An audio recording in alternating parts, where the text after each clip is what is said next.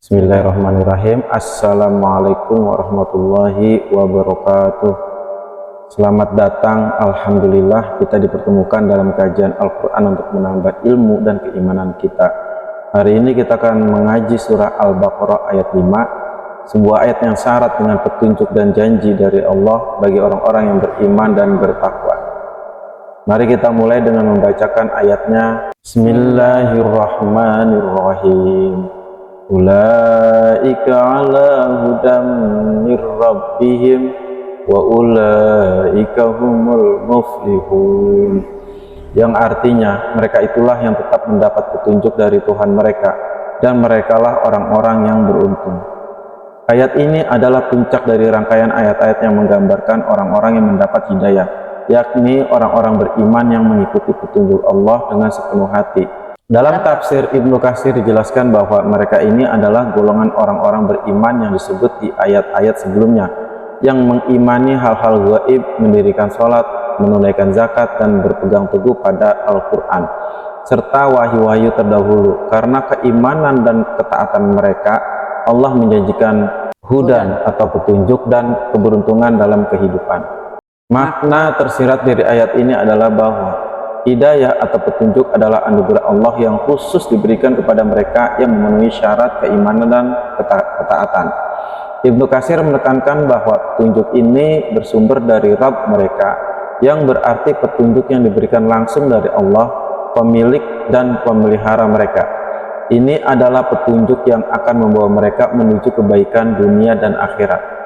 Selain itu, kata al-muflihun atau orang-orang yang beruntung juga memiliki arti yang mendalam. Keberuntungan dalam konteks ini bukan sekedar beruntung secara material atau duniawi, tetapi keberuntungan hakiki yang meliputi keselamatan dari keburukan dan kemenangan atas hawa nafsu serta godaan setan. Artinya, kesuksesan yang Allah maksudkan di sini jauh lebih besar dan lebih kekal daripada apapun di dunia. Jadi, bisa kita ambil kesimpulan dari ayat ini, kita belajar bahwa keberhasilan sejati adalah ketika kita mendapatkan petunjuk dari Allah dan hidup sesuai dengan petunjuk itu. Sebagai umat Islam, kita perlu menjadikan Al-Quran sebagai pedoman utama dalam setiap langkah kita, karena hanya dengan itulah kita bisa meraih keberuntungan hakiki, yakni keselamatan di dunia dan di akhirat. Berikut adalah beberapa amalan yang bisa kita lakukan untuk mengaplikasikan ayat ini dalam kehidupan kita. Yang pertama, membaca dan mengkaji Al-Quran secara rutin. Al-Quran adalah sumber petunjuk. Dengan membacanya secara rutin, kita akan lebih dekat dengan hidayah Allah.